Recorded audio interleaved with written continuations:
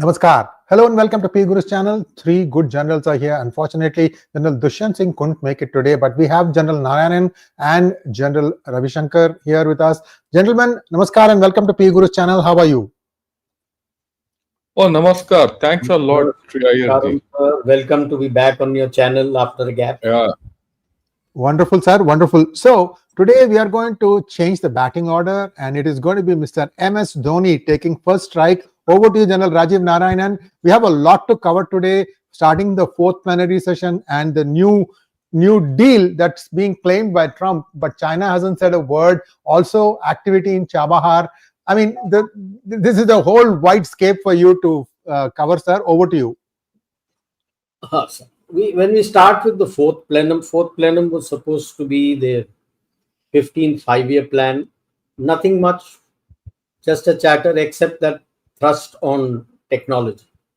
They will go whole hog for Atmanirbharta, Chinese Atmanirbharta on technology. That was the push. And as far as the plenum itself is concerned, all that talk had taken place about change in the structure and all. It seems like we were discussing earlier also that Xi Jinping also has a hold on the party. Nothing much has come out, means the struggle is on. General Shankar also has said in his shows that all these upheaval take time. It is very evident. Nothing has changed in the CMC, except that General Zhang Youxia, who is the head of their purge committee of the army, if I may say so, purge committee of the PNA, has been moved up as the vice chairman in lieu of Hevedong. But that's it. The CMC, if you take away Xi Jinping, is just three members. Nobody else is there. The Politburo Standing Committee, nothing has happened. So there's no clarity on which way China is going. The people are getting very angry on the streets. They don't want the Communist Party. And it is in this environment where there is so much of uncertainty inside, where the economy is going into a free fall, actually, literally into a free fall, that he came to Kuala Lumpur for the ASEAN meet. He's met the famous, as people say, G2. I don't know how much of G and how much of 2 will be there, because it's only Trump who's making all the song and dance that is reduced fentanyl from 20% to 10%, the tariff due to fentanyl, and that China has agreed to release the rare earth. Nothing has happened. It's all quiet on that front. He has to show something, because the two-state thing is in Gaza is down, Ukraine is down, nothing is going as his hopes would have happened.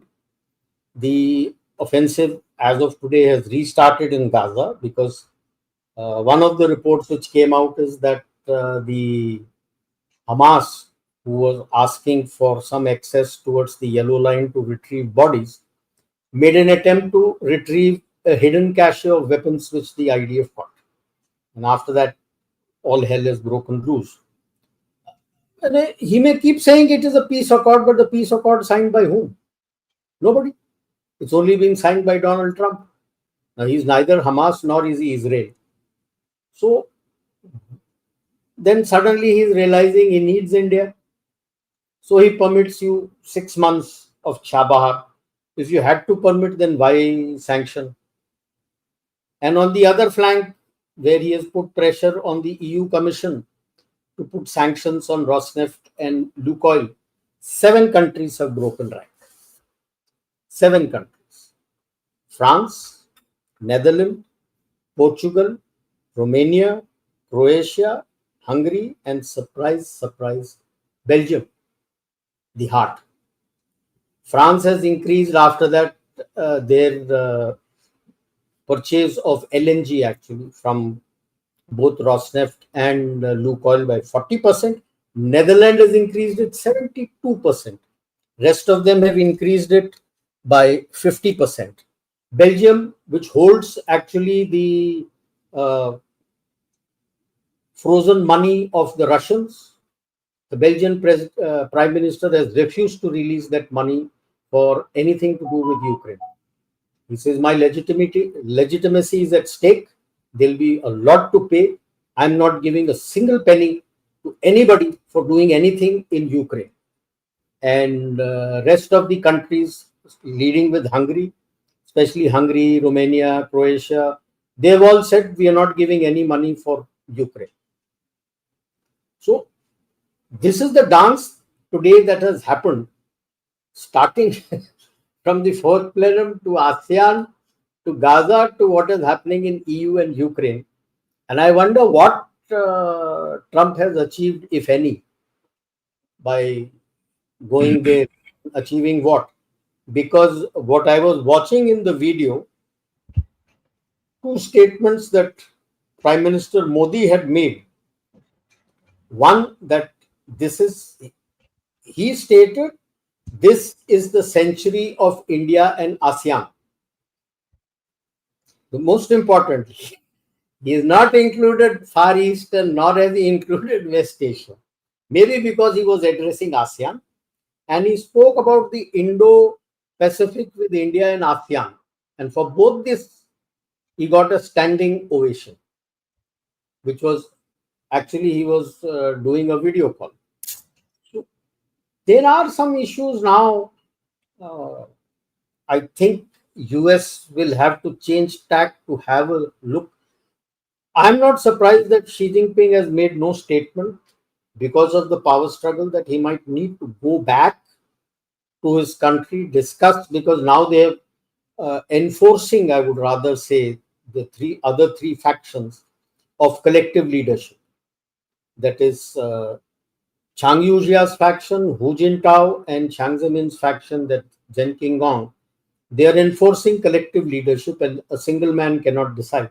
So maybe that has also tying Xi Jinping's hand, that he didn't make a statement after what Trump had made. So there are issues now coming up, and let us see how it pans out and where it moves, because as I see it, US desperately needs an infusion of 1 trillion this year and is running out of time. He won't have that money for paying the interest on the treasury bonds, which are likely to mature shortly. I'll stop here. I'll leave it to Gen Shankar. You're muted, sir. You're muted, sir. You're muted.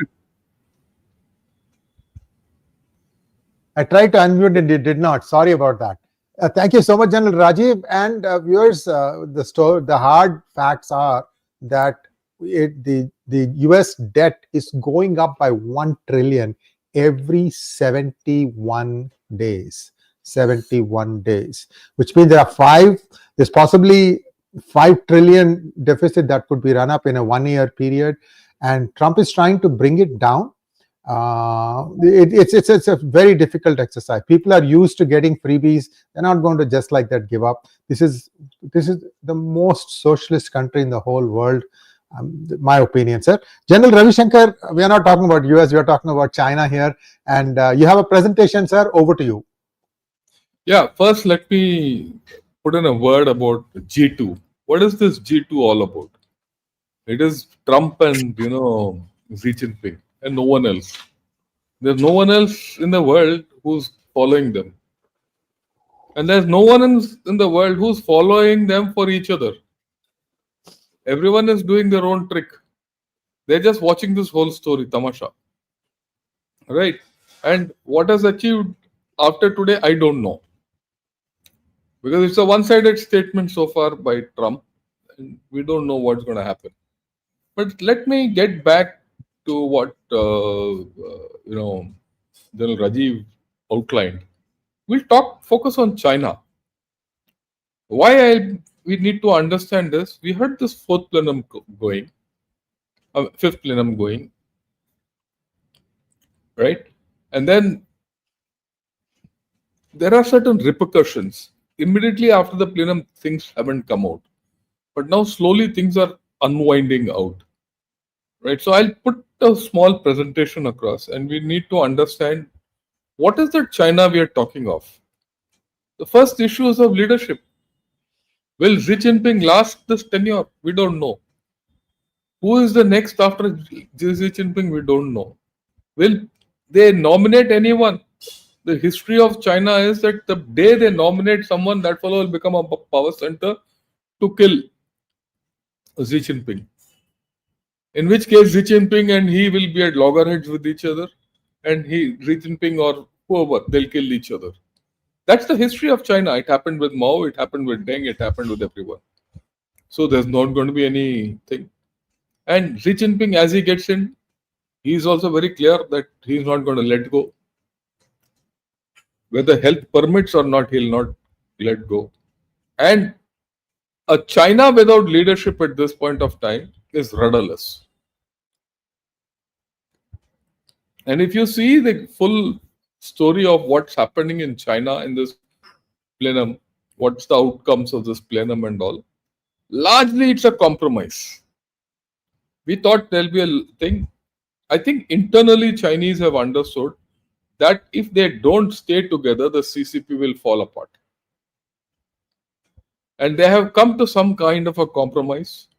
They let Xi Jinping continue. Let all the three factions will coexist in the current setup, and we'll decide the leadership issue later. But no decisions will be taken independently. That is why today Xi Jinping just listened to whatever Trump said, and end of story. Right? So unless this leadership issue is sorted out in China, China doesn't have direction. This is something which people must understand, and I'm sure Rajiv will comment on this issue later. Like we know, this Central Military Commission, now 3 guys are out. This is military commission with only 4 guys. This guy Zhang Chengmin, he's gone up in place of Hu Weidong. It's a lame duck Central Military Commission.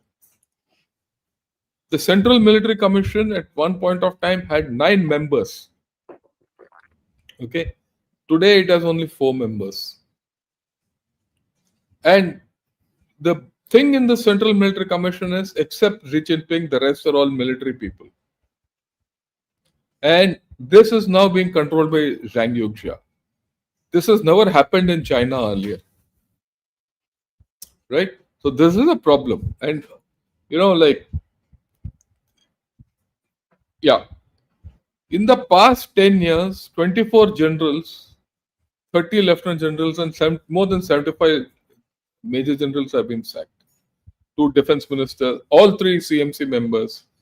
All PRF commanders so far have been sacked. Most theatre commanders have been sacked. I was just doing a calculation. Every month, 1 general is being sacked. So what's the state of that PLA? I don't know. All this nonsense of doing this, that, and all is all bunk. And it's a factional struggle. It's full blown. So this goes in with that leadership struggle. Okay. Now, what are the other issues in the 4th plenum? Everyone has said our international environment is complex and severe. There are raging storms. This 4th plenum was a 5-year plan. That's what was rolled out. And what one can see is there's a lot of investment in it. Investment is the one thing which Chinese economy doesn't want, and they're doing it. So at the outset, this business of, this Medok Dam, Brahmaputra Dam, the Tibet-Sichuan Highway, right? All these are investment, long-term investments, which are not going to get return of investment. Return. If there are no returns, it's all one way. So it's all, hyping the GDP up. So you're going to be a lot of flaws more coming up in China. Then, of course, this PLA purging, control over CCP, this struggle will go on. They are putting a lot of effort on technology, AI, space, and all that. But so far, there's no return. AI is in a bubble. If the American AI is in a bubble which is market driven, what will happen to China? There's a lot of investments. All these tech companies in USA, you'll understand, are running out of cash. All this mass de-hiring which is taking place, sackings and pink slips in USA, is to save cash so that they can put in money for AI. Where does China have that money from? Oh, you can go to space with 1,000 satellites. How will it pay off? There's no answer. So if China is going to spend on technology, AI and space and all that, there's no return of income on that, then economy will go down. Dual circulation has not worked. And dual circulation is a key issue of this plenum. They want to do privatization, but they have not said how. They want to do market reforms. We don't know how. They're all question marks, huge question marks. They want nuclear parity. That's one thing they are clear. They want to spend money on increasing the number of their nuclear warheads. And that is why Trump said, I will, 2 days back, I want to restart testing. So where will this go? We don't know. That's quite destabilizing. They want a birth-friendly society. The marriages have dropped. So what birth-friendly society? Involution is not going anywhere.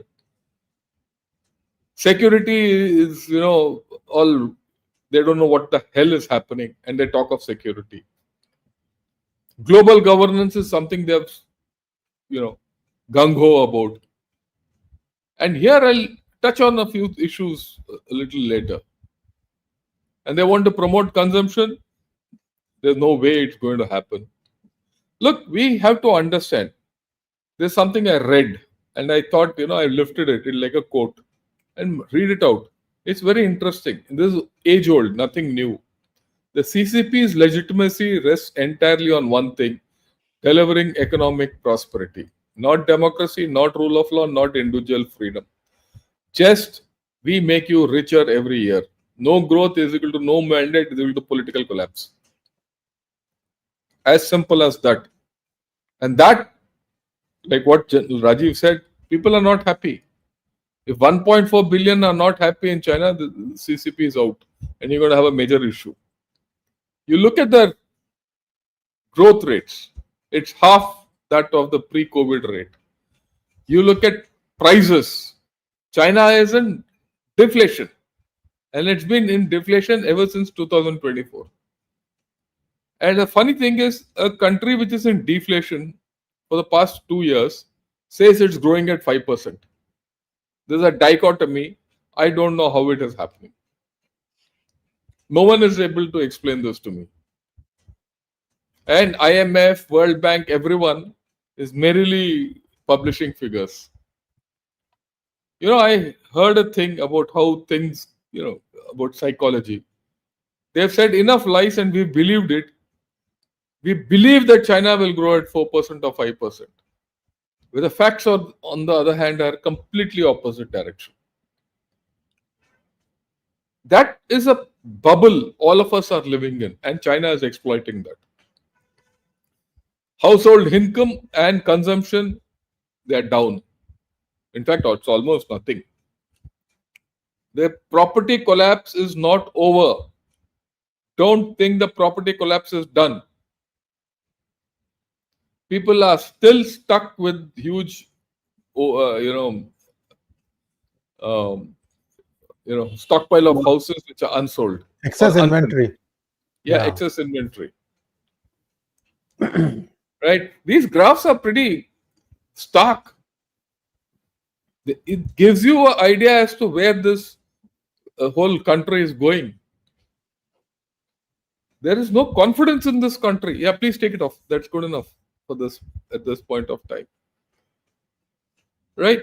And there's one factor which is happening. Many people in USA recognize this. Equally, many people in China recognize that the US is in a problem. That is why I said this G2 is a joke. So what if it's a G2? These might be the biggest economies. Are they the strongest economies? They might be the biggest militaries. right?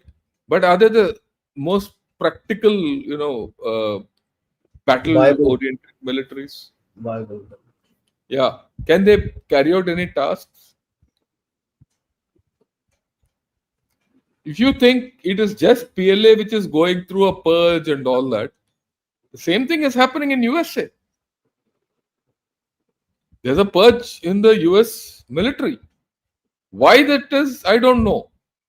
I mean, that we can say it was because all this diversity, all that DEI and all that they want to purge out. But still, it's a purge. You're talking of two big economies, which are troubled economies, which are under a purge, military purge, whose leadership is not stable. Trump is by no means stable.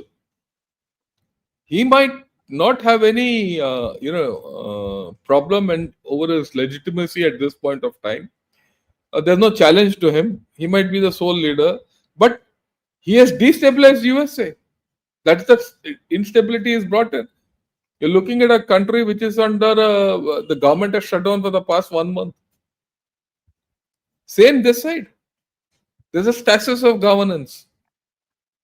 So there's a facade of governance in both countries. And now, a lot of countries have started looking to each other, right, for their own survival. Trump, like I go with completely with what General Rajiv Narayanan said. What's happened in Gaza? That's hardly a ceasefire. Every day there's a violation. Are you been able to stop what's happening in Ukraine? Zero. The only thing you have done is you got hold of one sucker called Field Marshal and you keep talking of him. Right?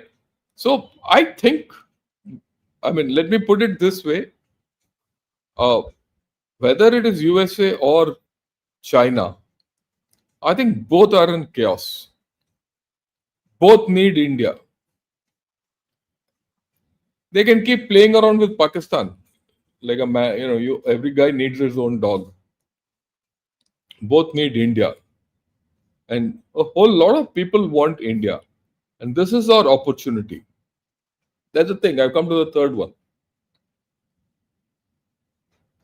So, how do you make use of this opportunity is the issue. Trump, you call it a G2 or a two-nation theory, the way you put it. It's only two nations in the world, the rest don't matter. So, there are issues. I think a lot of people today are realizing that India is in good space and they have to come to India. And this is what I had to say about our thing. We can talk of India's opportunities down the line. Back to you. Thank you so much. Rajiv ji, would you like to add to what General Shankar said? I have some questions on his data, but first I'll let you take the floor, sir. Yeah, see, I would stick my neck out and say that China is in recession. Why? Economists always say that no country can take a two-digit hit on the GDP, two-digit percentage of the GDP. Chinese GDP was 30% realty sector, 68% on exports to the US and the West, and it has always been 1 to 2% was their internal consumption. However much they may talk about dual consumption, it was never a focus. All through, right from Deng Xiaoping, the focus was export. Today, realty sector is collapsed virtually. There's hardly anything left. So even if I give it at about 10%, that's all that is left, which is a 20% hit. When you look at their export figures, they themselves say it is at 25%. Means it's a 43% hit. Combined together, it's a 63% hit. How, on what basis, like I underline what Shankar is saying, how you say that he's growing at 5%? People have no money. They're out on the streets protesting. Those who can are running away. They're going away to the rural area that at least if I have some land, at least once a day I can eat something. There's nothing available. Shutdowns are taken place. Then what is his production index that is going on? Okay, a few factories he's going to produce. Fine, he's produced. And then what? It's lying in the warehouse. There are shots of millions and millions of electric cars which have been bought, which have been given to the dealer. The dealer has been given a registration number and it has been dumped there. So when there is a registration number, you say, I have sold. No. Who's the buyer? So actually, China is in a very bad space at the moment, or rather, I would say the Communist Party of China, and they are struggling. Gen Shankar has given all the points. There is the money. And in the March session, they had said more of the same things. That now the local governments will be allowed to take out bonds, treasury bonds. Now, it used to be called the local government financial vehicles. They've given it a new name. That's about all. Where is the money? Who's going to buy the bonds? Exactly same thing you replicate to the Americans. They had outsourced all the debt what they have to the others through treasury bonds. And here comes Biden and his government, and they weaponize the dollar. When they freeze Russia's account, the faith in the currency goes. Because what exactly was the dollar? It was not backed by anything. It was a fiat currency. That's about all. It was based on trust. People used it because they had trust on the dollar. The day you weaponized it, the trust is gone. So you have two floundering economies calling themselves G2. Yes, they can talk to each other because nobody else is talking to them. Nobody else is coming and talking to them. You are reaching out to them. They make some noises and that's about it. Like even Takashi has made good noises. But then Trump should remember that the next day she calls Modi. She calls Modi and says, we'd like to do the deal. Then Trump called her. And here she calls him and says, we need to do the deal. So it is a big blow that is happening. A lot of, not just geopolitical, it's a geo-economic churning which is going on. And that is why you find that the rest of the countries are talking to each other. Let's start doing things with ourselves so that when this churn becomes a whirlpool, at least we have something with us and we don't think. In the background, they always remember the Great Depression, 29 to 39. The West also remembers that. So they're talking, but then old habits die hard. So Ursula von der Leyen replicates the sanction which Trump does. And when she does that, she finds countries are standing up against her, EU companies, and saying no. Because they all realize that there is one country which is growing despite them. And they need that country and that market to survive. I don't think Trump and his team will change tack now. I feel they have gone too far down the line. And 4 years, 3 years down the line, would US have missed the bus when it comes to talk to you? Or even let us say, politicians being politicians, they can change tack anytime. Would he have missed the bus? The one thing, like he has released Chabahar for 6 months, is an indicator that when the pressure comes on him, he will step back and do something. So coming year is going to be interesting because as the midterm elections come there will be a lot of churning and lot of heartburn every place because he has to do something. He has to show something and he has nothing to show as yet other than Azerbaijan and Armenia. If that is the war you can say. अभी Thailand किया है, Thailand, Cambodia किया है कुछ. And Thailand, Cambodia. And other than that, he has nothing much to show. So it is an interesting time, and it is a tough time for the G2 which they are facing, and because essentially China, the tough time is who's the boss, who's going to call the shots. What is going to happen because I'm sure, is sulking big time. And normally his wife would accompany him on his trips for the last some trips he's been going alone. His wife is not being allowed to go and accompany him. Why she's not coming, I don't know. Otherwise, she was always there. So it is interesting times, and it's going to be interesting times. And I'll take same thing. We'll discuss India, because this is an opportunity for you to lose. This is the opportunity that you have, and it's for you to lose. Like I keep telling earlier also in a lot of seminars and talks and all, that this is an opportunity you've got now. You miss it, you might get it after 300-400 years. You're not going to get it again. Somebody else will take the bus and go, and you'll miss it. This is your time to take the opportunity. It's nice to say Modi is telling the ASEAN that this is the ASEAN India century. I won't stick my neck out. I said this may be the start, if you do things well, maybe around the middle of this century, not before that, because everyone else has some, I would say, history behind all the relations which people still remember. You have to go beyond that to work something out. So I'll stop on that here.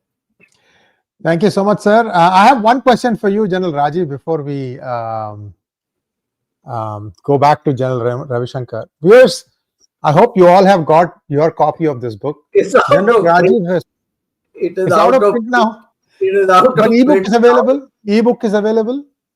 No. I have to tell Raina to do it now, because the printer, the publisher has shut shop.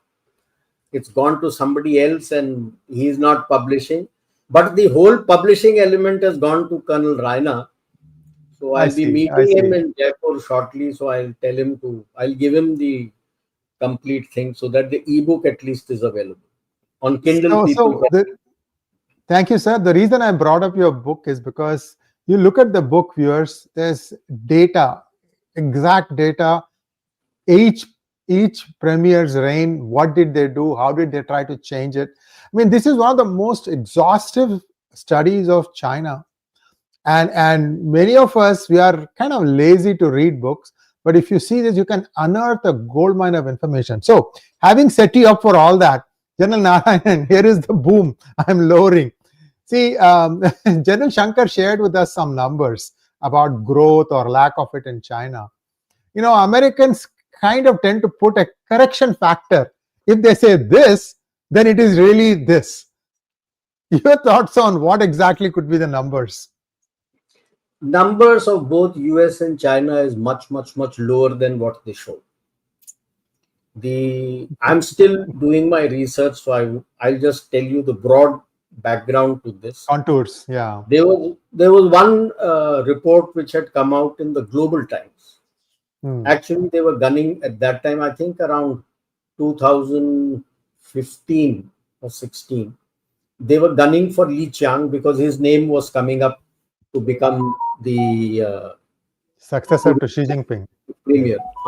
Become the premier to replace Li Keqiang. Where they said that under him, and they also extended and said China since 2008, when that Lehman Brothers financial crisis took place, subprime mortgage, had been showing an increase of actual GDP year on year by 2%. That's a compound interest. Okay. And I got another report, which was one of the American economists, but I am still searching for supporting data for it, which says that it was 96 onwards that the Chinese started bloating their GDP, actual GDP. Americans couldn't be left behind. So the Americans also started pushing their GDP numbers up. And hence, the actual GDP figures of both US and China may not be what is being told. And one thing he had mentioned was, if you take a cutoff here, there is the GDP at the end of that which says that this is the amount, say X trillion. what is the growth? So when you multiply that growth with that previous year's GDP, so the next year's GDP should be X plus growth. And he claims it is not X plus growth, it is more. Okay. And so once the figures are over, there's a lot of mathematical calculation. I have started my tabulation to do the mathematical calculation. Gen Shankar would know about Mr. Madras Srinivasan. He was the revenue secretary. So one day I was chatting about this to him. So he was telling that till the almost the early 90s, mid 90s, India used to deflate their growth. Because he mentioned a figure, I'm forgetting, I have to get back to him, that if you go beyond this margin, then you don't get easy loans from IMF. Yes. So till the mid 90s, you needed the IMF loan, so you showed your lower. But after that, you have made up for it. And so generally, another report I was reading that Germany, France, UK, India, Italy, your GDP, what you're saying is roughly the same if you mathematically calculate, maybe a minor percentage up or down there, but not the Americans and the Chinese.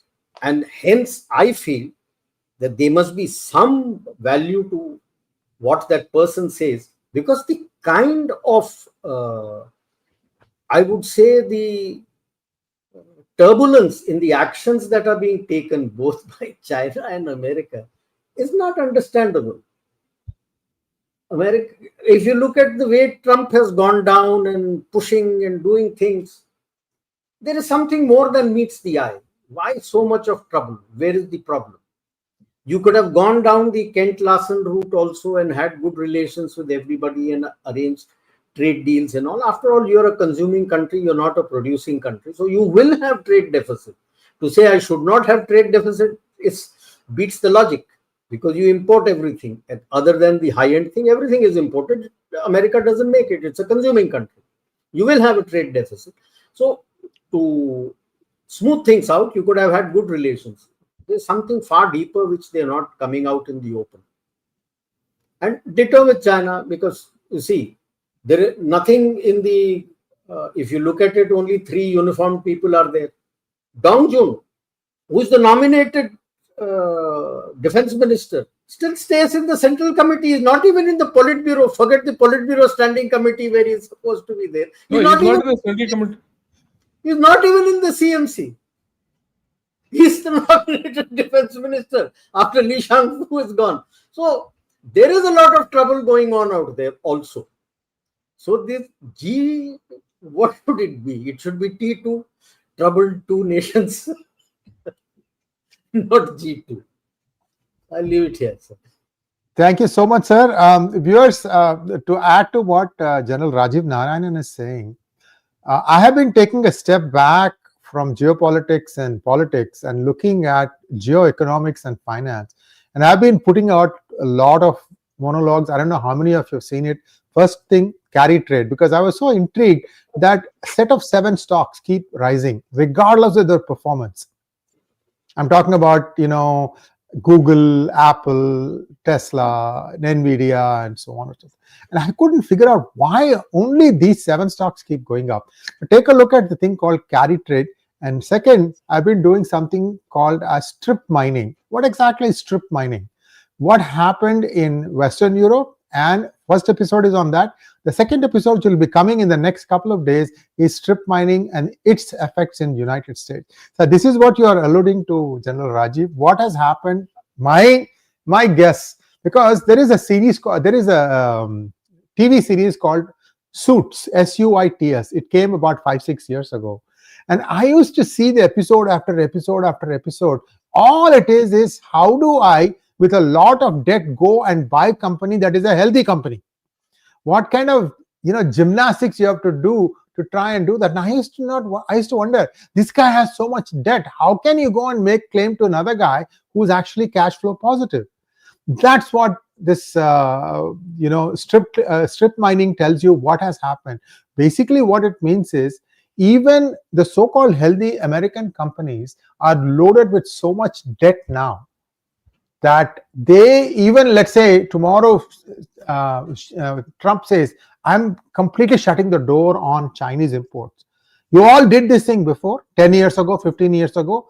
You took your entire manufacturing floor from United States, from Ohio, New York, or wherever. Everything, you took it bolt by bolt, completely stripped it down, put it on a ship, took it to China, got a new land there, you reconstructed it. In other words, the assembly line is exactly what it was halfway across the world. Now is your chance to get it back and do it. And guess what? These companies cannot do it. This is the truth, sir. I'm not an economist. I'm not a PhD from an Ivy League school. But if I look at it, there is this big lie that is there, and that is being hidden from the American public. And when it is going to break out, I don't know. I do know one thing, that the big three passive investment companies, the BlackRocks of the world, the State Street, as well as Vanguard, I'm hearing, and General Rajiv, I'd like you to say yes or no. I'm hearing that they have managed to take out their investment out of China. I don't know if this is true or not. It's such a huge investment that they made. If they have managed to take it out, then the money that is remaining there is the money of Western European pension funds, United States pension funds. Any hope of getting anything out of that? God only knows. So these are all the things that are there. General Rajiv, if you'd like to answer to that, I'll go ahead, and then I'll go to it. Yeah. Apart from not having the money to get it back again, you don't have the manpower. Yes. Because earlier it's not just having shifted to China. Starting the 70s, till the early 70s, US was the factory of the world. It used to make everything. Yes. From there, first it started going into Western Europe, Japan, South Korea, and then went the flood into China.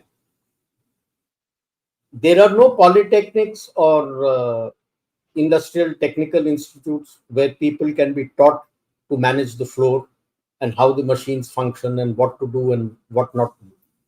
So you have highly qualified technical people who can design things, or you have brilliant managers, but they don't run the floor. You don't have people to run the floor. And the exact, underline what I'm saying, that just to expand the factory floor of Hyundai, Korea had to send in people out there even to build the factory, that extension, and teach the people that how to run the floor when the ice hit them and they pulled their hands back. That is the situation where US is, that even if from somewhere you can get the money, you don't have the skilled labor to run the floor. So that is the major issue that is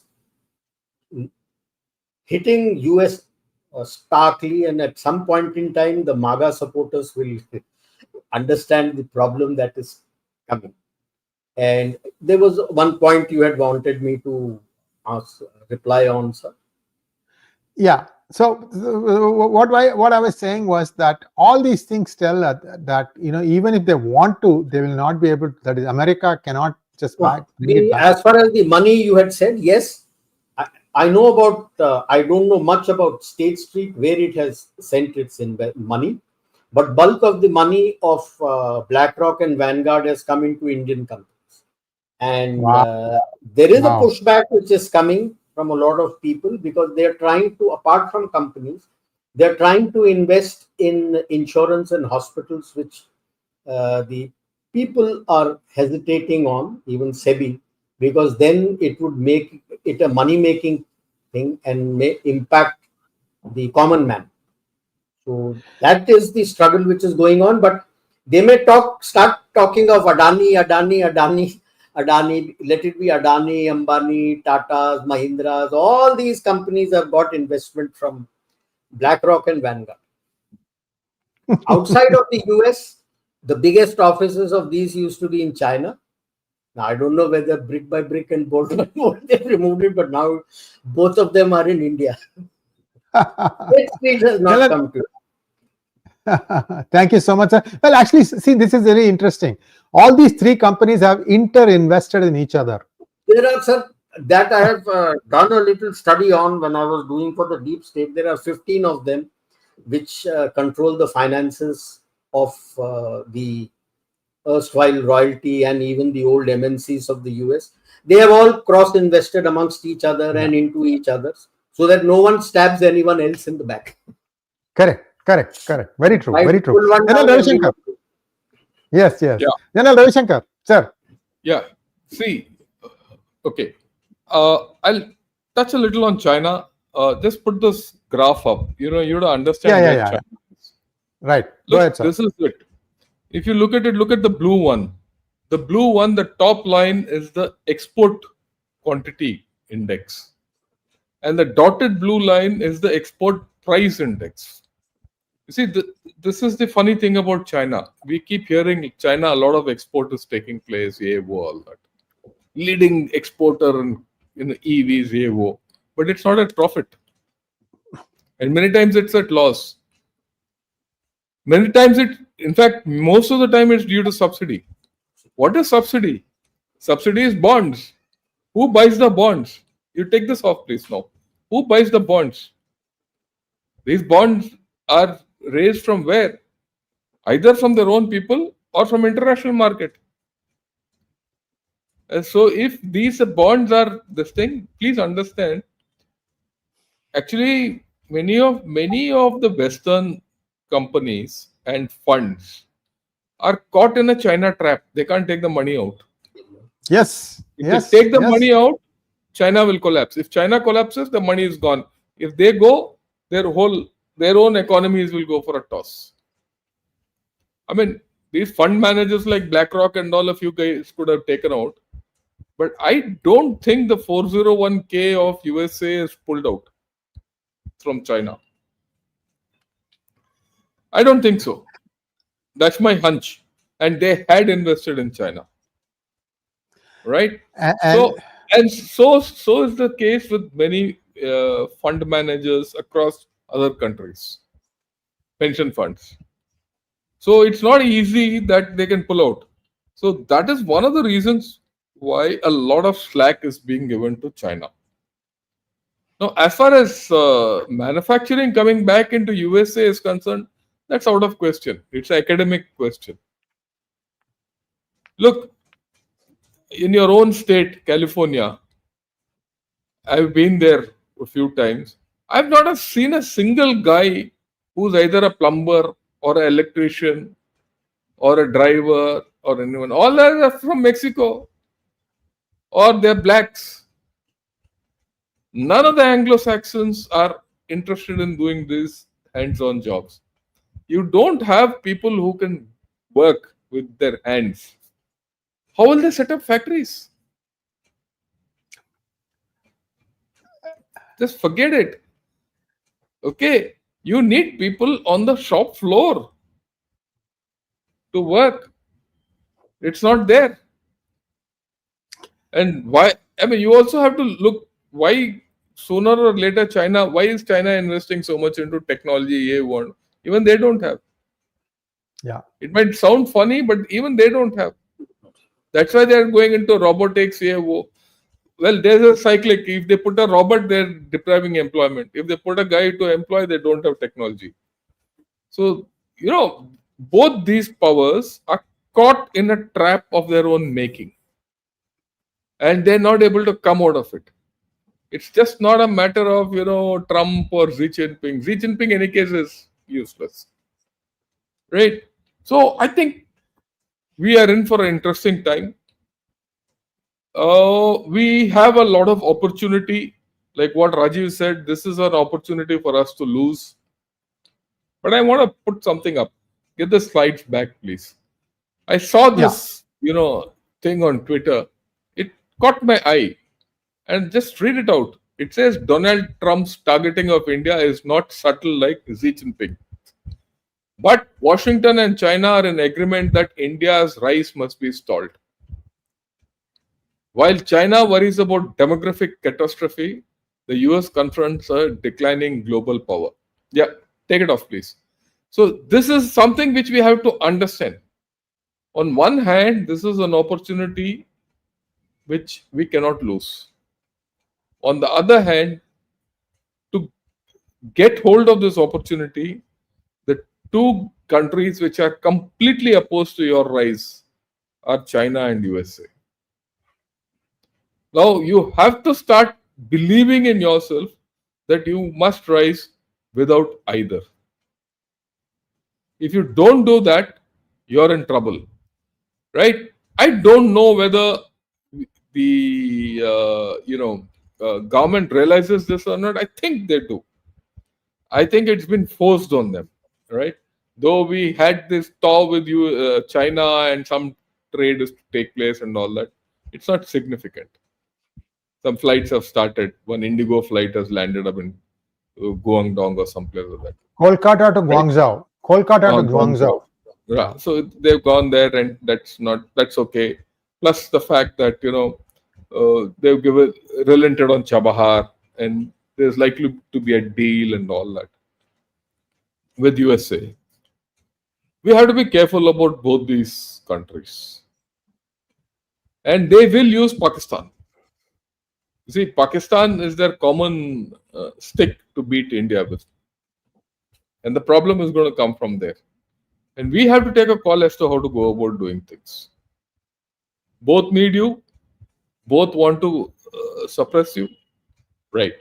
Now, let's look at it from a slightly different angle completely. Look at which are the big economies in the world, really. India, China, USA, and third is EU. And fourth comes the other countries, the middle powers. I mean, the fifth actually comes the middle powers like Saudi Arabia, Brazil, Japan, all these countries, South Korea. That's not in part of a grouping, but they're there. That's the fifth lot of middle powers. If you see, in the past 2 months, our equations with these countries have gone up. They've gone up to the extent that I just read today that the EU guys, Costa and von der Leyen, are going to be a chief guest for the Republic Day parade. The talks with the EU are going on well. It makes it's a huge statement, right? And I've shown this. Just put the slide up, please. You see the number of countries with which we are in, talks with for free trade agreements or deals or whatever. You go clockwise. Japan. Rajiv said that lady spoke to our prime minister. Brazil. That president is all out to meet you and do everything. And he's coming here on Friday. His vice president was here earlier this month. Right? Then you get Russia. Russia, of course, we are there, wherever it is. EU, I've just spoken. Italy, Germany, France. They're all gung-ho about you. They don't have another option. And they realize it. More than we realizing it, they realize it. It is their felt need also. Then Ukraine, Finland. Of course, Finland is part of the DEFTA. Canada.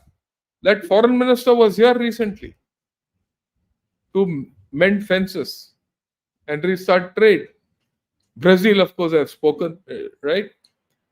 Okay. Philippines. In the ASEAN summit, Rajiv mentioned the kind of applause which our prime minister got when he spoke about, our relationship with ASEAN being ASEAN India's, this is ASEAN and India's century.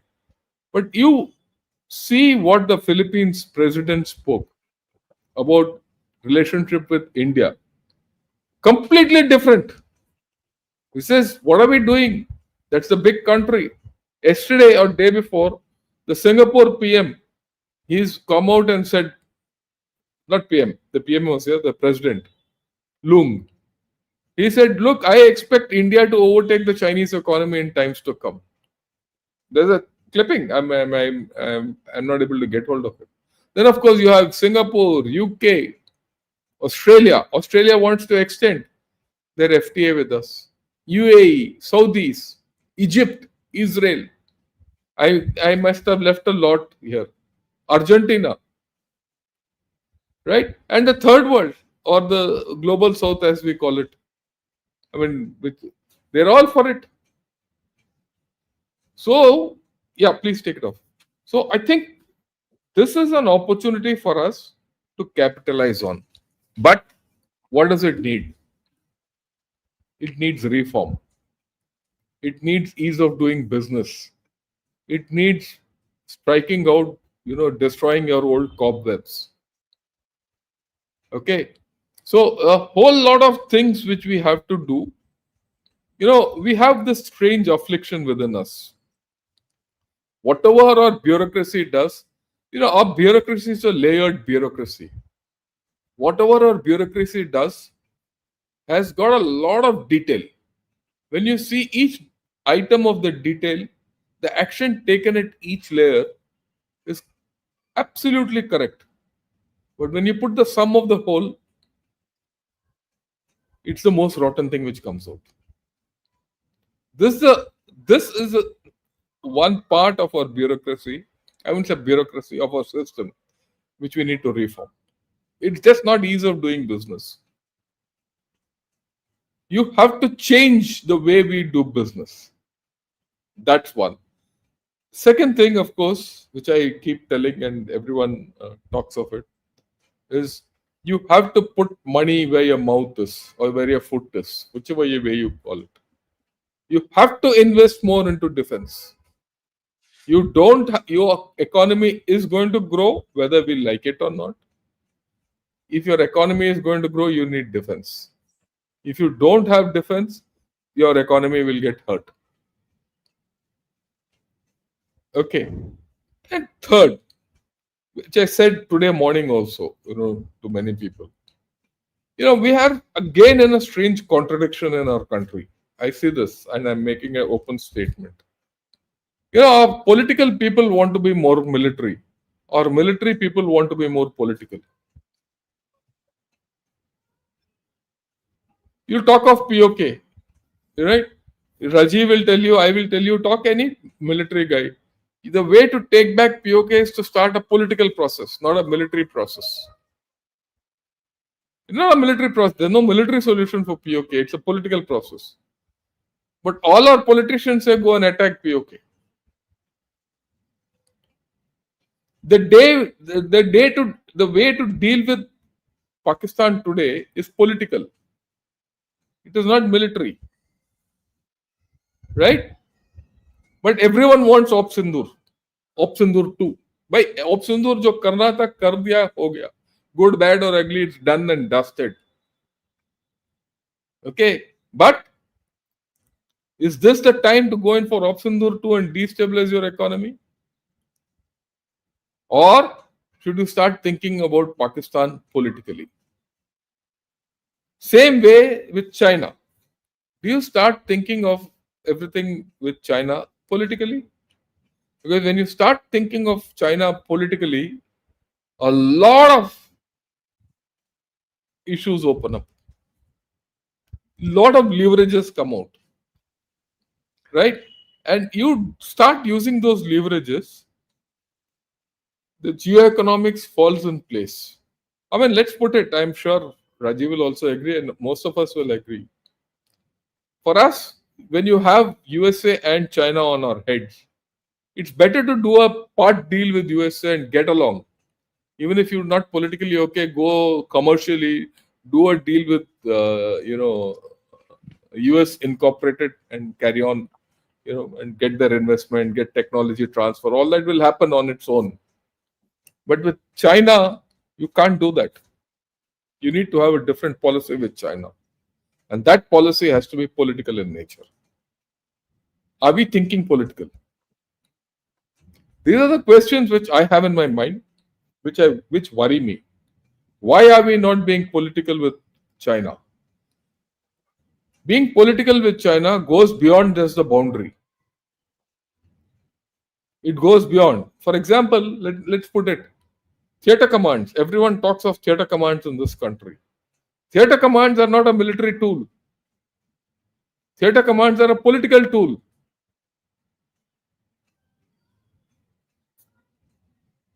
Have we understood this and configured our theater commands for that? Of course, the fact is that we, at this point of time, we are not clear what we want in theater commands. That's a different story. So we have to have our political orientation different. And unless we are able to do that, this is an opportunity for us to lose. Back to you. Thank you so much, General Ravi Shankar. General Rajiv Narayanan, I have a question for you, sir. Did Prime Minister Modi ever call Shehbaz Sharif to congratulate him on becoming the Prime Minister? In other words, did India recognize the last conducted election? Just a terse statement from the PMO that Government of India congratulates Shehbaz Sharif. That's it. Oh, they should have even not done that. That could have been a good political statement because it was a sham of an election. Oh, it was not a election. It was a selection. Selection, exactly. Selection. You see, to add to what Gen Shankar says, I feel the government knows it, because if you see what Piyush Goyal had mentioned, that we are diversifying. It's a simple statement to the US that if you think you are something which I cannot afford to lose, well, it's your case to lose me because I have options. And he's just shown you the whole options.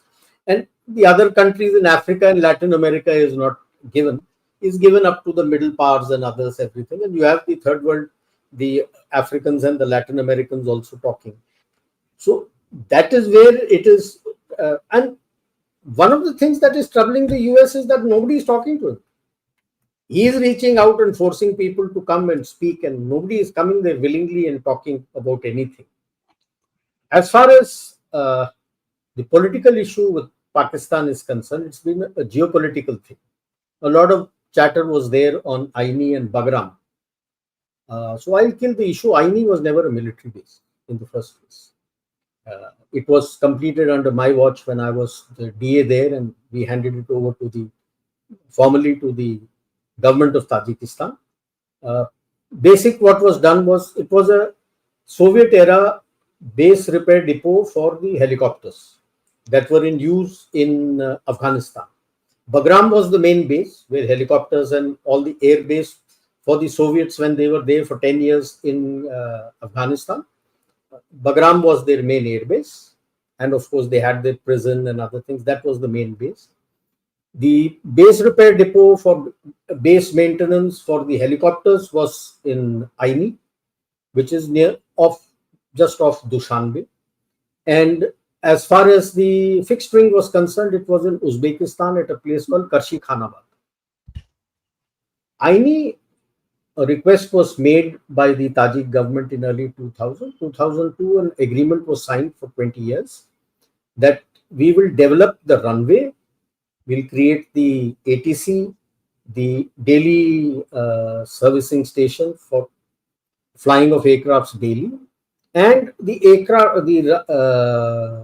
complete airfield would be done up with the latest equipment and technology. And we would have a technical team, to run and maintain that and to train the Tajik people, Air Force, how to run it.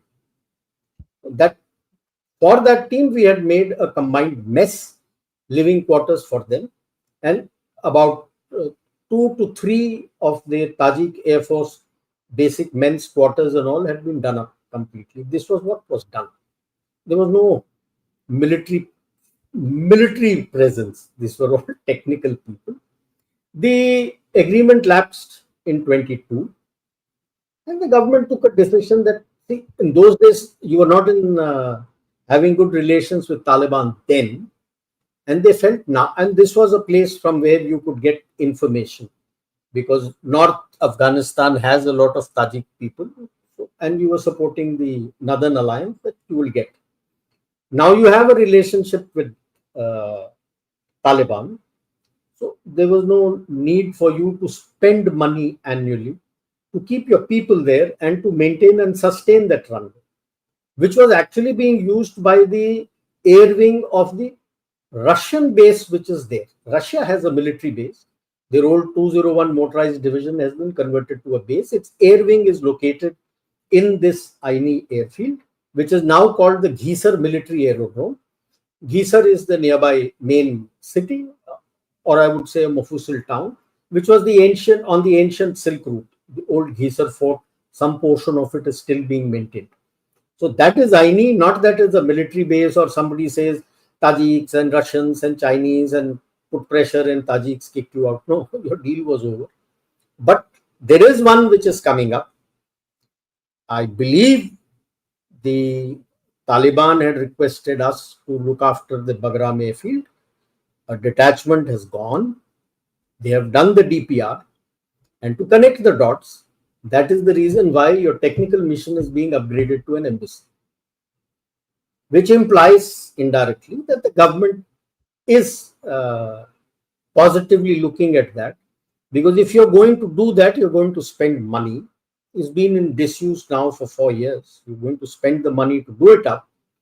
It is the embassy and the ambassador who will have the sanctioning authority and the powers to spend that kind of money. The technical mission doesn't have. So you not recognize them. You see, the Russians recognized and they made the embassy. You not recognize them, but you're making an embassy, which I feel maybe for that, and then training them and doing that, some things will come out. That worries Pakistan and the US. So the US was very keen to take over Bagram, they're not getting it. China is now worried, Pakistan is worried, because the use of Aini airfield in cases of emergency and security situation for India still stands. That's not gone. So now Pakistan is worried that east, west, and north, you can come from there and you have a foothold out there. Now, latest, what happens, let us see. So the Americans are getting worried. The Chinese are getting worried because this shows a lean of the Taliban and a leaning of Taliban towards India. And that doesn't hold good for Pakistan because in any case, the second round of talks have also failed. That's collapsed. And Pakistan is coming under tremendous pressure by the Americans and the Saudis to send the troops. वो तो जा रहा है, उसने तो बोल दिया. So 25,000 and 25,000. That is one corps is going off. One corps is going off. If one corps goes off, how does he manage his internal security? Inside it's in flames. No wonder there are reports coming out that certain areas of KP he has agreed to hand over to the TTP. I don't know how much true it is, but that's what is going to happen.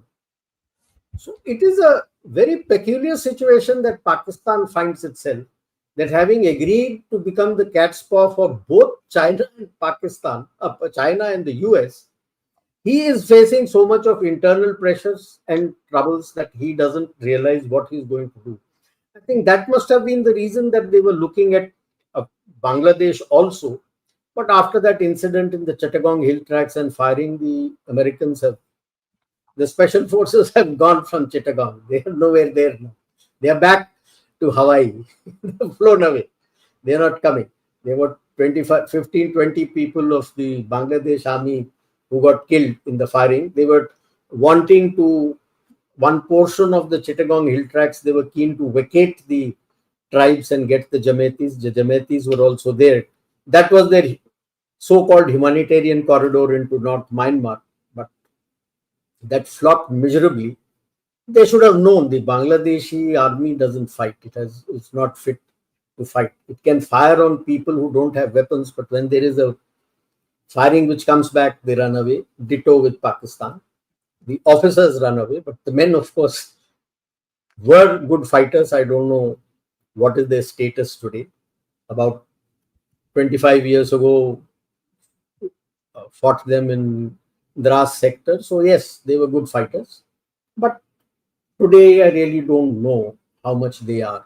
So while, yes, so the more that they're going to do is to use these fissures. And that is why you find they want to have a north-south divide, the hinterland northeast divide, the language divide, the caste divide, all these they are trying, that somewhere something may click and there might be problems for India, inside India. That is what I feel is the kind of threat they're going to do.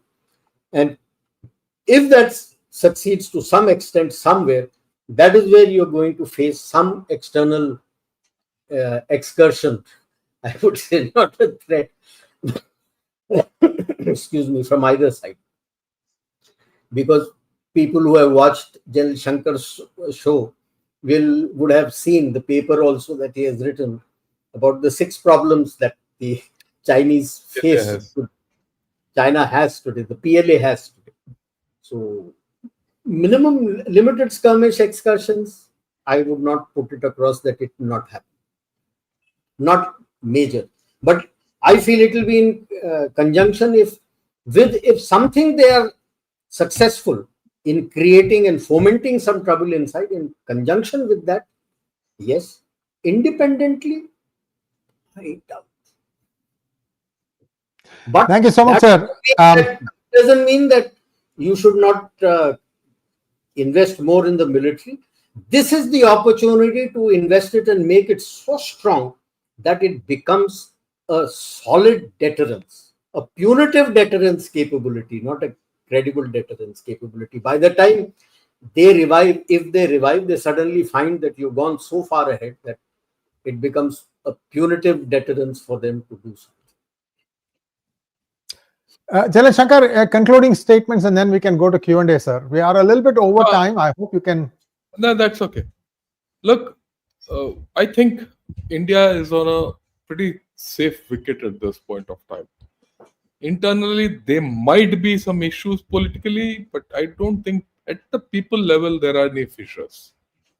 And let me also tell you, even when you look at it from a religious divide or an ethnic divide, it's largely gone. It's barring few pockets. I think the time has come where, I mean, let's look at it. The worst case is a problem with the Muslims in India. I don't think the Muslims in India are anywhere near Pakistan. That divide is gone. You saw that in Devband. Look, Devband is important for 2 reasons. 1, it brought Afghanistan close to you. 2, it showed how good your own Muslims are. They're no more interested in Pakistan. They're no more interested in China. Right? You heard Awesi, what he was speaking when he went as part of the all party meet post Opsundu. People, the Muslims in India are no more against India as we used to think at one point of time. Or not all, not in the army. In the army, though, we never had this. But some of us who used to think this way. So that's gone. So I don't see that. Even in the northeast, ethnicities, all that is quite normal. So the leeway for any outside agency to interfere in India, very little. Right? That they can't destabilize India. I think we are in a real sweet spot. We need to press ahead. And my view is, don't focus too much on Pakistan, USA, and all that. China, US, and all. They're too far off at this point of time. Put pressure on Pakistan. Pressure on Pakistan equals pressure on USA and America. That's the first thing. USA and China. USA and China. Yeah, USA and China. Second, do more political actions. And of course, third, like what we both said, strengthen your military. The economy can't go down. I mean, it will only go up. There's no doubt about it. I don't have doubt. Back to you. Thank you so much, sir. And viewers, now we'll take up a few questions. We have a lot of questions, and I don't know how much flexibility in time-wise the 2 good generals have. Can we go through them quickly, sir? If you don't mind, 30 seconds per question. We'll go ahead. No problem. Chunch Samba Sivarao, I think, Raso, sorry, I don't know exactly how to say that. Thank you for becoming YouTube member. Nobody wants to know, and this is for General Ravi Shankar. Did Putin foil a secret CIA plot against India, US Army Special Forces, Airborne Command, blah, blah, blah, blah, blah, blah, blah, No, blah, no, blah? no. All this is not nonsense. This is I don't. narrative. Why will if he is doing, he is a 2-star general. Does he need to come to Dhaka to do something? Never hard. He can do it sitting in US. That's not how black ops are run. Yeah, no. This is some Next one, please. journalist mind running wild. Akash Tadani wants to know, General Rajiv Narayanan, given the present geopolitical geoeconomics at play regionally as well as globally, without a doubt, the boss is Bharat. Your views? Bilkul correct. The boss today is India. That's why I say this is an opportunity. Don't lose it. General Ravi Shankar, Alok Parathe, sir, SNAP's no longer receiving any funds. From this weekend onwards, there will be hunger games across USA for the 42 million US SNAP dependents. Food shortage spillover to other residents. General Ravi Shankar. I really have no clue about this. I mean, it's up your baby to answer. Yes, indeed, it is. It is a problem, viewers. The genuine recipient of SNAP, something assistance program, nutritional assistance program, because this is food for children from the lower strata of the society. And where things are getting blurred is that some Democratic senators, as well as some Democrat-run states, want to extend the same set of benefits, food-wise and health-wise, to illegals. There is no money for that. And this is where the whole tug of war is going on. And some of you will jump at me saying that where is the proof that Democrats are asking for free healthcare for illegals? You should look beyond what is happening in DC. Look at what's happening in California. Look at what's happening in Portland, in Oregon, and also in the state of New York. This is a problem. And it is also pressure on Democrats more than the Republicans, in my opinion, because the affected group is traditionally Democrat. And for Democrats to still hang tight, saying that we will want this, I'm at a loss to understand what their thinking is. We'll have to wait and see. I mean, some people are going to go hungry. That's all I can say.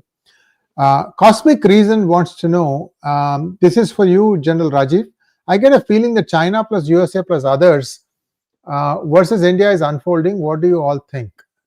China plus USA and others, I would say Pak, and they're trying with Bangladesh.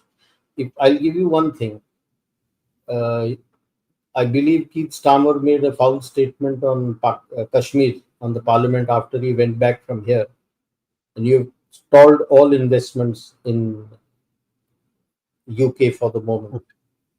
And you're talking of Malaysia, Thailand, Singapore, Philippines. A lot of ASEAN countries who were going to invest in USA have made an announcement that they are reconsidering their views, given the kind of statement Keith Starmer has made in the parliament. That's telling. To say that Malaysia and all are going to be with US and China, no, they are not. If they were with, they would have been running to USA to do deals. They would have been running to China to do deals. They're not doing deals. Turkey, yes, that I agree. Iran is a big question mark.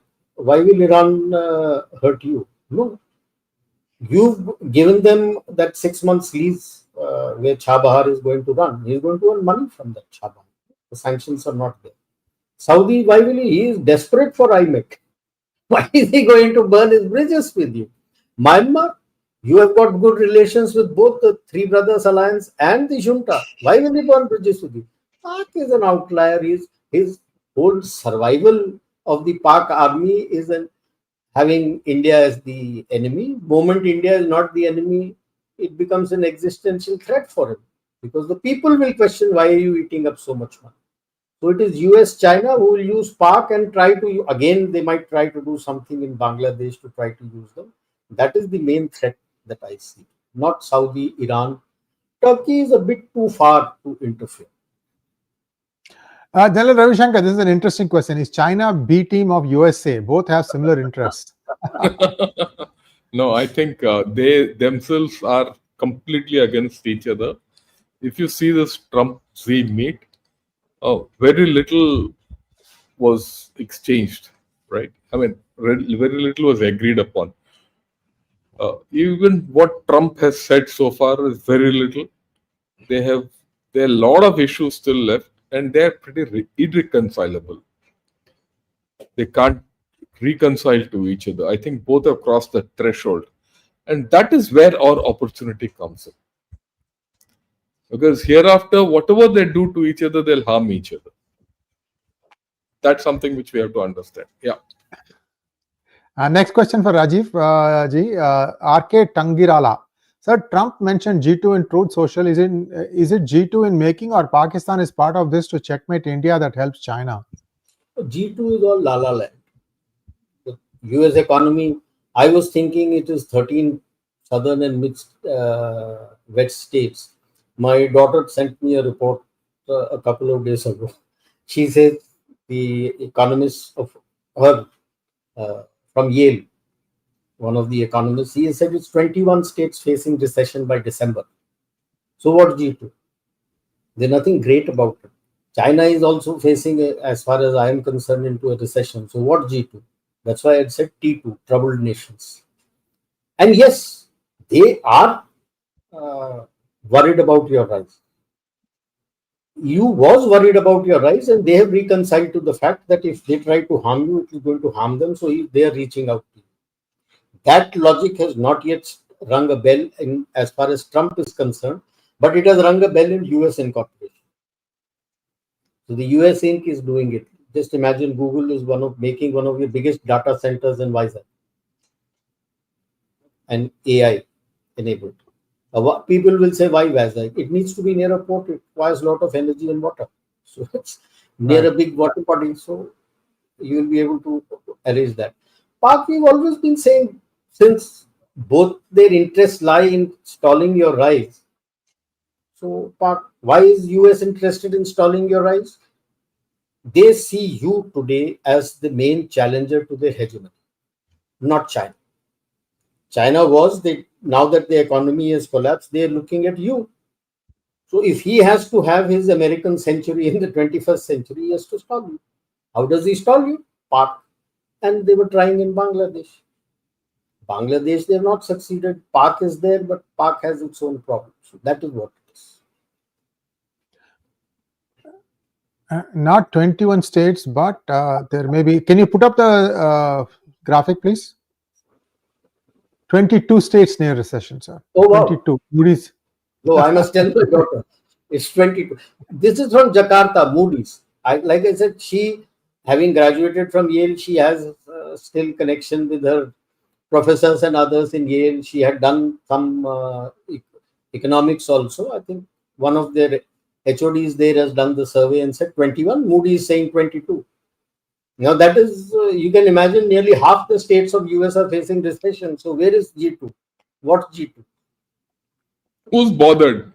Who's bothered? They can call them anything.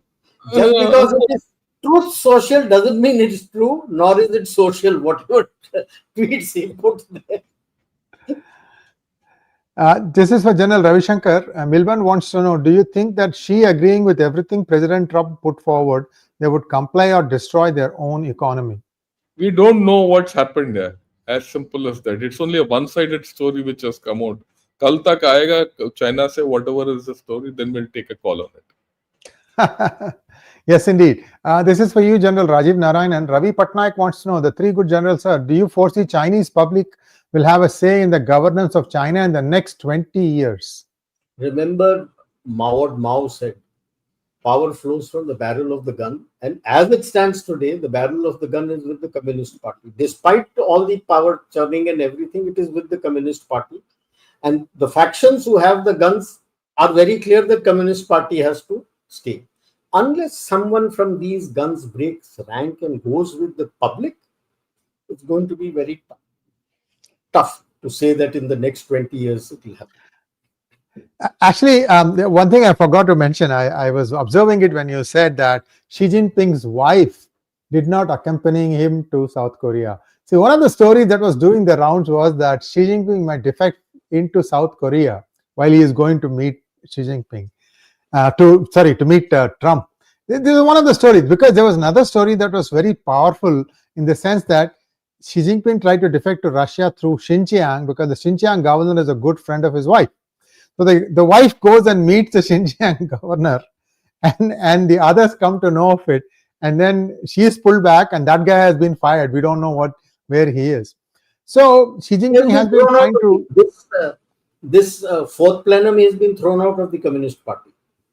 Yeah. What is So it? Maj Gen Ravi something. this is not at all new, viewers. Chiang Kai-shek's son was held hostage by Stalin, believe it or not, and that sort of slowed him down. Plus, US was also not very keen on supporting him, and that's how he ended up moving to Taiwan. And the one good thing he did, I mean, he may have done a lot of good things. The one thing that I know, took a lot of the cultural treasures of China, and those are now in Taiwan, because he was afraid that the Chinese Communist Party would destroy all that. And so some things he did do right. Next question for you. Who is that? Gen Ravi Shankar. Akshay Iyer wants to know. Thank you, Akshay. It might be dumb to ask. Recent satellite pictures show that China has built hard shelters with opening roofs for the SAMs near Ladakh. Are they planning big? General Ravi Shankar. Yeah, they are planning big to defend themselves. As simple as that. What else can they do? They'll do everything anti-BrahMos. Please understand. You have to understand, and this is something which I've been telling. No country in the world has a cruise missile as fast as BrahMos as of today. Period. And there's no air defense system which can defeat BrahMos. So they have to have air shelters. Don't think it's a great offensive action. They're defending themselves. That's about all. General Rajiv, Akshar wants, Akshar, thank you for being a member for 8 months. Which leverage should we develop against USA and China so that we can arm twist them if they try to harm us economically, like through sanctions, etc.?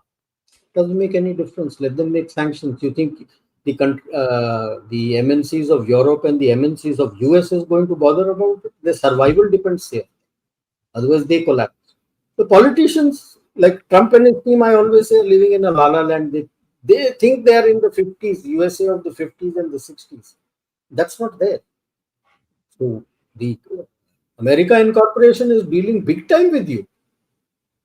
One of my talks I had mentioned, we have 1950 global capability centers being run by the Western and the US MNCs of all sectors, not just IT. Funded 58% funding comes from India, so that whatever future technology and future that you develop out there, the IPR is going to be with India. And they're so happy with what is being done. 18 lakh or 1.8 million people are working there, Indians, that they're going to expand it to 2,500. Based on that, IT I know, I don't know about the other technical institutes. IIT I know. IIT placements this time. There were a lot of foreign companies which had come for campus placement to take them abroad. Only 10% have accepted to go abroad. Rest have said that no, we have better openings here, so we'll do it here. That is what is happening. So how is he going to harm you economically? Like what Piyush Goyal said, you diversify. Simple. Next one, please. General Ravi Shankar, Pushpak Hansraj, thank you so much.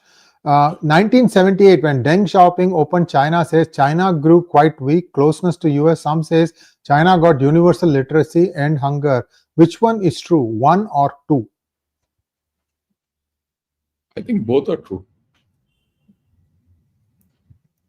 Both are true. When Deng opened China, China didn't grow weak. It slowly started becoming stronger.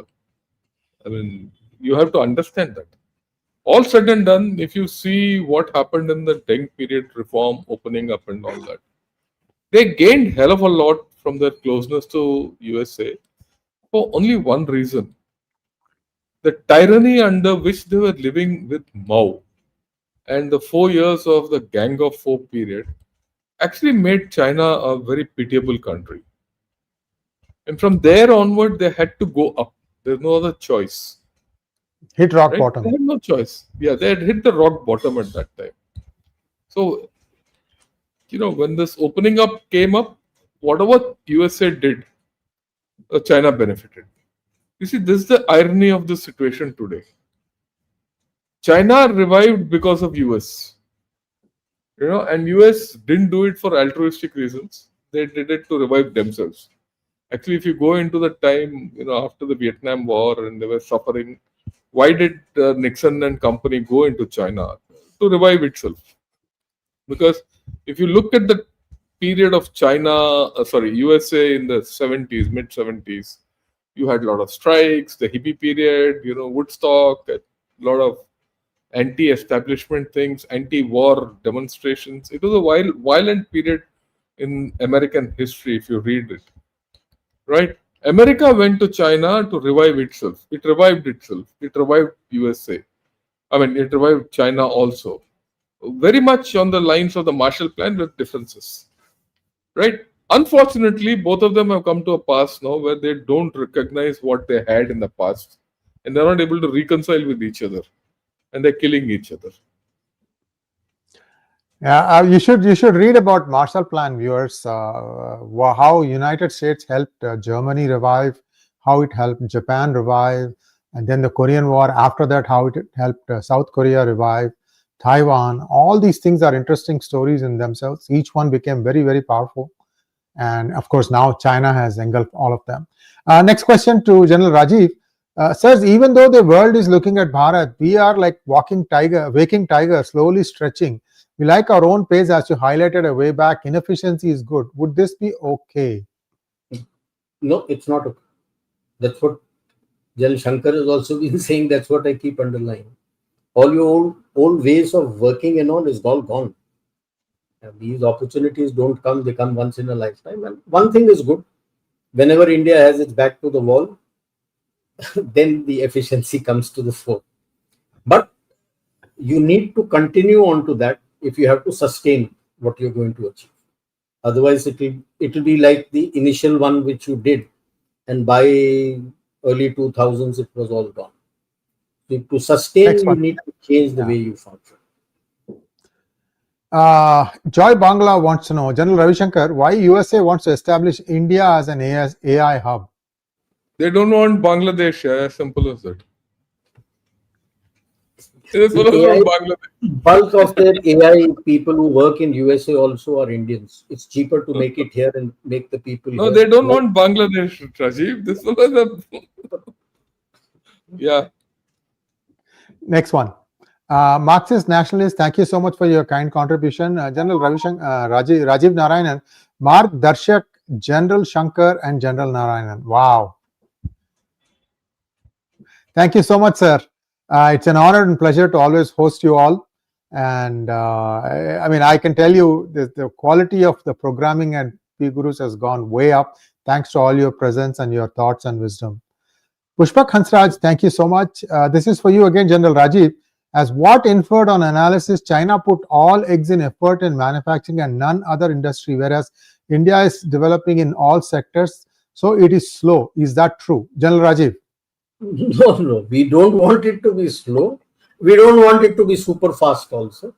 So you need to set your pace and keep going about it. And that is what is very important in all sectors. And I would add, don't do everything in your metro and tier 1 cities.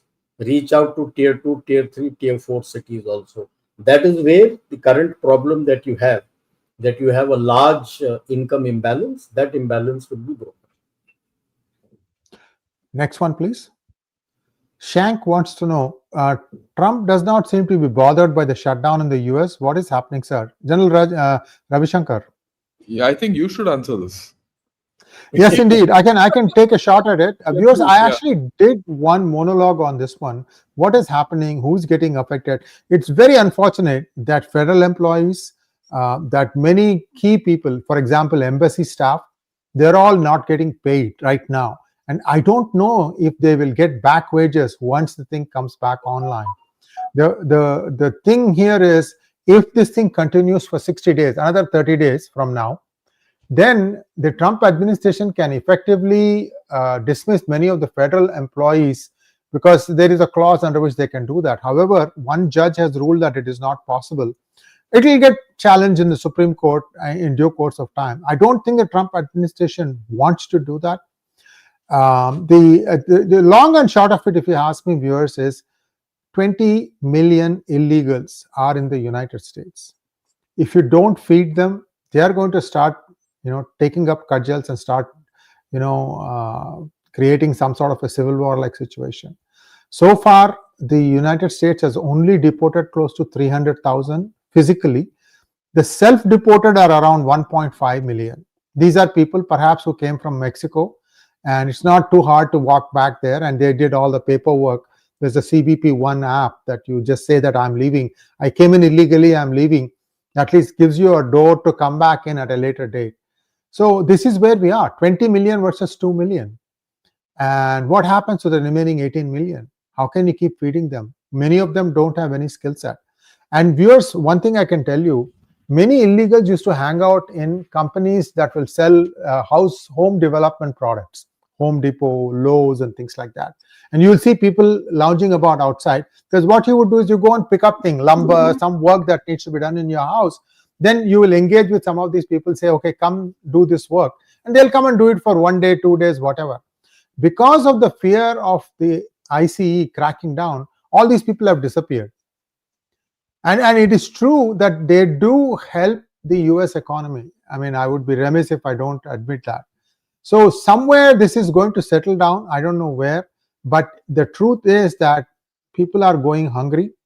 And I think the Democrats have a plan. For example, in New York, next I think November 4th, you have an exam or an election. And I'm hearing that there are a lot of fake voters that have already voted.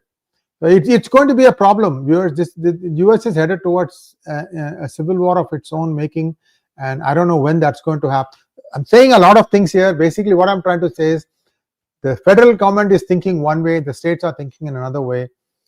California is spending money that it does not have, and I don't know where this is going to end.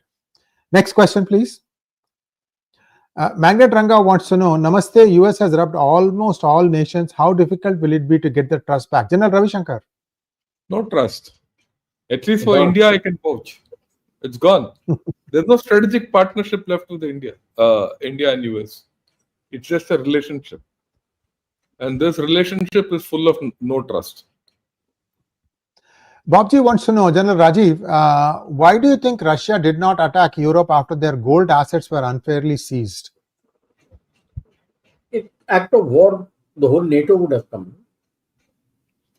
Not only that, Bobji, there is nothing there in Europe to attack. Why will he go? See, if you look at it historically, at best the Russians have come to some nations in the Eastern Europe.